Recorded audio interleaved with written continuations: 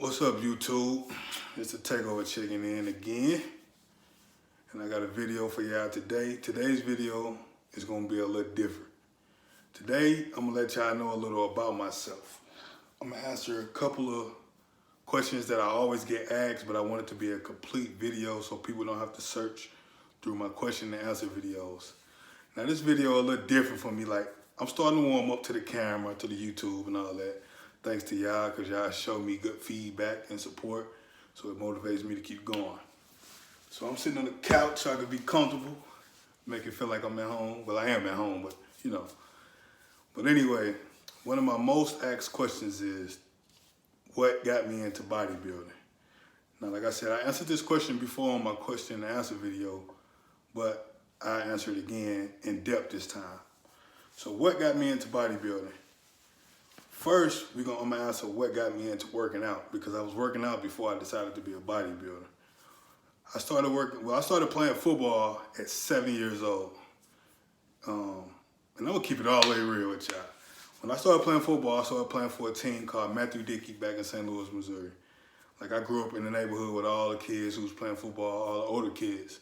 So I seen them playing football and I wanted to play football as well. So I asked my mom to put me on the team. So we out practicing, you know how it is, first couple weeks, no pads. I'm out there balling out, showing out, hitting the bag hard, you know, the little practice bag. Long story short, it come time to get in the pads, right? I'm one of the smallest dudes on the team. It come time to get in the pads. I see them big ass dudes, this time it's my turn. I ain't gonna lie, I told the coach, hey, I don't want to play football. My mama made me play. I don't even think my mama know this though. So long story short, I got cut off the team. My mama was mad that she was driving me back and forth to practice only for me to get cut, which was my fault. Mom, if you're watching this, it was my fault. I told the coach that I didn't want to play because I was scared to hit them big ass dudes. So my mama found another team for me to play on, but it was one condition. I was 7. No, I believe I was 6 or 7, but I had to play. I was light.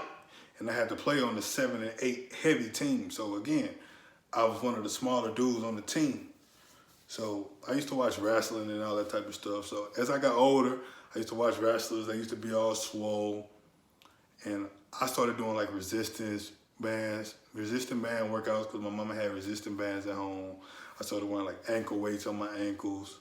My grandma used to be a teacher and she used to bring home crates of milk and encyclopedias and all that type of stuff. So me and my uncle, we would put encyclopedias in the crates, put a belt through them, and we would do curls with them. Like, we didn't really know what we was doing. We just seen stuff on TV, and, you know, we just had an idea of what we was doing, but we didn't really know the signs or anything like that behind it.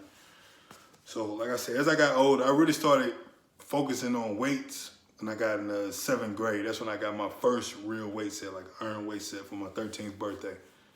And we used to bench press every day, damn near. Shoulder press, push-ups, all that type of stuff. No legs, because like I said, we didn't know any better. We just wanted to lift weights and look like the dudes on TV. So I wanted to be stronger. That's what got me into working out, because I wanted to be stronger and bigger and faster, of course, because all of my years playing football, I was always one of the smallest guys on the team. So when I got my first weight set, 13, bam, 8th grade, I still was lifting, you know, at that point I was really focused on football because I thought football was going to be my way out, especially when I made it to high school. Like, I was what you probably would consider a good player or whatever.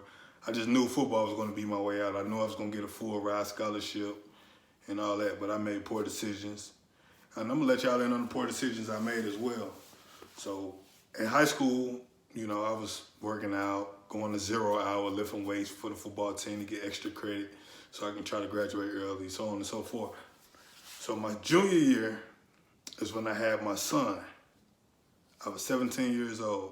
So my coach, I never understood why, man. Like, he used to always be on me. Coach Hall, he used to always be on me. I used to think he fucking hated me. He was like the teacher. He was like one of the guys. Like, I had a class and he was like one of the teachers or teacher assistant or whatever you call it. He would come in my class and it's like he would always fuck with me every fucking day. I fucking hated Coach Hall then. I fucking hated him. But now as I'm older, I see why he did it. You know, but back to the story. When I was a junior, I had my son. I was 17 years old. And that's when I began, I kind of like my first real love, I guess you could say, my puppy love, what old heads call it. But I started making poor decisions like skipping practice, you know, just fucking up. My temper was bad, just fucking up. I started going down the wrong path or whatever, you know. So long story short, I got into it with the coach one day at practice. He kicked me off the team, and I'm, you know, like, fuck that shit. I ain't got to play football and this and that. But the first day, you know how dudes wear the jerseys to school on the first day, game day. Everybody all in they nuts. Everybody, you know how it be when you're in high school. That shit hurt my heart. So I'm like, fuck. I text Coach Hall, yo, can I come back to the team? He like, fuck nah. Man, that shit hurt my heart. And I gave up. I should have stayed on it. But, you know, so after that, my senior year, I didn't even try out. No, my senior year, I didn't even try out for the team. I just was like, fuck it. Just working to try to take care of my son and all that type of stuff. So, like I said, I had kind of went down the wrong path. I didn't go deep down into the wrong path, but I went down the wrong path for a period of time. I'm going to try not to make this video be so long, but I never really told this story to anybody. So, anyway, my senior year, I didn't play at all. Graduated from high school, was hanging out. I kind of got into cars at that point. So I was like building race cars, drag racing, basically spending all my money. Like all the time that I spend working out now is what I was doing. Like racing cars, trying to build race cars and all that type of shit. So I had tried to go off to college because I seen everybody going off to college who I graduated with. And I was jealous, like, damn, this supposed to be me.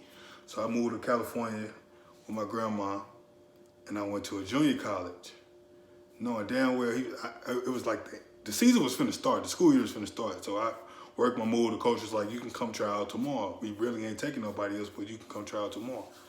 So me not being focused, being young and dumb, I'm up all night playing the game with my uncle. We eating hot Cheetos, just fucking off. I had to be at practice at like 9 o'clock or something like that.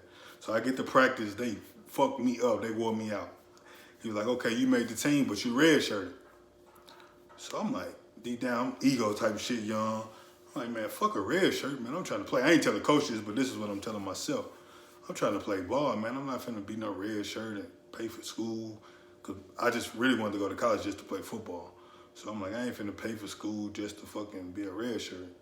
So no bullshit, my same check that I got from my job, I used that same last check to go home. I was in California for a month. So I went back home. On top of that, I was missing my son too, because that was my first time being away from my son for so long. So I went back home, hanging out, getting in trouble, doing dumb shit, you know. And at this point, I'm still working out. I met a guy who I went to high school with, and he was actually a personal trainer at the time. So he kind of took me under the wing a little bit and started like actually educating me. This whole time I was still working out, but not as serious as I do now. So he took me under the wing and started kind of like educating me on how to properly work out. Like she taught me what a training split was and all this nutrition and all this. So I went cold turkey with it. Like I quit drinking sodas. I was addicted to Mountain Dews. Quit drinking sodas.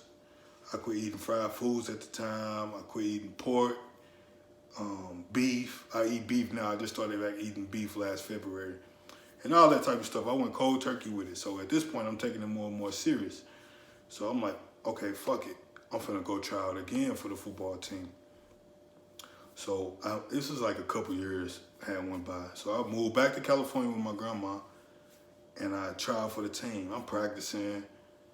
I'm doing good. I hated it, but I was practicing every day. You know, if some of y'all may or may not know, you go to college, you practicing 2 days, you got film, all that dumbass shit. To me, it was dumb. I'm like, fuck, I'm still trying to party. I'm in college, this and that. So when it came time to book my classes, when it come time to book my classes to start school, that's when I found out that I had to pay a fine because when I had went to college the first time, I registered for classes and only went to class one day and never dropped my classes, so they charged me for it. So I'm like, mind you, I done practiced for like 2 months. So I'm like, fuck. Man, you know what? I'm like, damn, do I take out a loan? I'm battling with myself, so I'm like, fuck it, I ain't finna take out a loan because I still gotta work to try to provide for my son. And then my son had actually went out to California with me this time. So I'm like, fuck it, I'm just not gonna play no more. So, but I still was working out. So after that, I just fell deeper and deeper into working out. Like that was my getaway. That was my, it's like how some people smoke weed to get a high or drink, you know, to get drunk. Like working out was like my high. It was my stress reliever. So I was working a full-time job, get off work, go to the gym, and I just started to learn more and more. I started watching YouTube. That's like around the time when Mike Rashid first came out. I had first discovered C.T. Fletcher, Cali Muscle, all them type of guys. So I'm learning from them, picking their brain. And we're learning from them, not necessarily picking their brain, but learning from their videos. And I just started getting more and more serious about it, reading books. I started studying for my NASM cert, all that. So I ended up moving back home, and I still was working out. I had linked up with some guys who we followed for a long time, JB, and we actually became like close, like damn near like brothers. We was working out every day, type of shit like that. I learned a lot from him, you know, and one day I was so mad, I was like addicted to the gym. I was training every day. And one day I had to miss the gym because my auntie was moving and I had to help her move. I was so pissed off, bro. But like everything happens for a reason. So I took the day off and went to help my auntie move. Me and my mama go to the Smoothie King. It's like a little smoothie spot. Some of y'all may know what it is. And a guy walked up to me. He like, you compete in bodybuilding? I'm like, nah, I just work out. He like, man, you should compete in bodybuilding. I had on the hoodie. He was like, you have on the hoodie, but I can see your physique. You got a lot of potential. You know, I'm just thinking he blowing smoke, you know. At that point, I didn't really know what bodybuilding was. I knew, but I didn't really know to the extent what it was. So I'm thinking he just blowing smoke. So he's like, let's just change numbers. Okay, cool. We can exchange numbers. And it turns out one of my mama good friends was trying to put me in contact with this guy the whole time for a personal training job. So, you know, as time went by and we connected, that's when we discovered that. But he was like, I'm going out of town for a couple of days. I'll hit you when I get back. A couple of days went by, he ain't hit me back. We exchanged Facebooks and all that. So I'm kind of lurking on this page, seeing when he gonna hit me up. So I post on Facebook, I think like a video, a workout video or something like that. And he reached out to me. He like, yo, what's up? Come down to the gym tomorrow for a consultation. I'm like, all right, bet, cool. So I get to the consultation, and no lie, it was HD Fitness, D'Anthony Moore. That's my guy. He the one that got me into bodybuilding. I get to the gym. He looked on the computer. He didn't ask me. He told me, you 12 weeks out, bro. He like, you 12 weeks out. I'm gonna do your coaching and all that. Didn't charge me a penny. So he taught me how to pose. I'm gonna try to include some of my first posing pictures in the video. I ain't really good with the editing, but I'm gonna see what I can do. I didn't know how to pose for shit.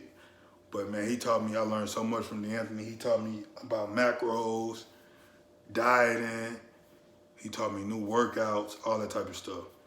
So I did my first show with him, 12 weeks. It was a natural show in St. Louis. And in natural organizations, if you win the overall, you win your pro card. So I won my pro card. I will show you how the overall belt, but I don't have it here. I won my pro card. And I ain't gonna lie, man, that first prep was hell. I didn't cheat not one time, but the first prep was a mug. So a lot of y'all who compete, y'all know once you come off a prep, if you weak-minded, at that point I was weak-minded to the diet because I had never did a diet that extreme. So I'm like, man, I am not ready to compete. So I took a year off. And I ended up going with a different coach my second go around. You know, I don't want to talk about that. But, you know, I learned a lot from him as well. I ain't gonna say, I'm not gonna drop any more names, but I'm going to give D'Anthony his shout out because he's the one that got me into bodybuilding, and he's a real good dude. But I ain't gonna say no more coach names or whatever. But he got me into that. So long story short, that's how I got into bodybuilding from D'Anthony Moore. We met at the Smoothie King. I could talk for days. That's why I'm trying to chop this shit up. And then, so that's how I got into bodybuilding. Long story short. And ever since then, like every year, I get better and better. I try to get better and better. I try to educate myself more and more. I meet new people, and I try to surround myself around people who actually takes this craft seriously. Like, why do I focus on bodybuilding so much? Or a lot of people ask me, how do I stay motivated? And that gets back to my first question that I just answered. Like I said, I thought football was my way out. You know, I thought football was going to take me to the top, as every athlete does who plays high school ball. You know, so, and I feel like I sold myself short, not no one else. I sold myself short. And I just feel like bodybuilding is my second chance. Like fitness is my second chance. I feel like I love to work out, but I feel like bodybuilding was introduced to my life for a reason. So with that being said, I'm going to give it my all. I'm not going to sell it myself short again. This is why when I'm in the gym and some people ask me like, what do you think about before you live and this and that? This is what I think about success. Because now I have 3 kids. I have 1 boy and 2 girls. So, you know, instead of dwelling on the past, and I did for a long time, and I kicked myself in the ass for a long time for not pursuing my football career, but everything happens for a reason. I'm a firm believer of that. So like I said, bodybuilding came to my life for a reason. So now I'm going to give it all I have because I feel like this is my second chance to try to be as successful as I can, you know, without working. You know, like I feel like that's my gift. I feel like bodybuilding and helping others, kind of trying to teach others is my gift. So I'm going to give it all I have, which is why I go as hard as I can, which is why I take bodybuilding extremely seriously, you know. But that's it though. Like I said, that's how I got into bodybuilding, and that's why I take it so serious. Because those are the 2 most questions that I get asked. So hopefully those were the answers to the video. Like I said, this video is something different for me.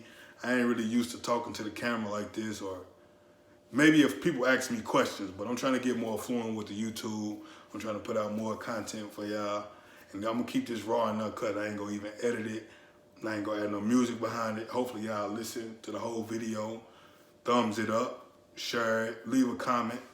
You know, leave me some feedback of other videos that y'all want to see me post, because I'm trying to get better and better with this YouTube. Like I've had this account for like 3 or 4 years, and I always start posting, stop posting. I'm always going wavy. But this time I'm trying to be as consistent as possible, and I'm trying to really make this YouTube channel grow. So, like I said, subscribe to the channel if you can, like the video, share it, leave a comment, and I'll see y'all next time for the next video. We out.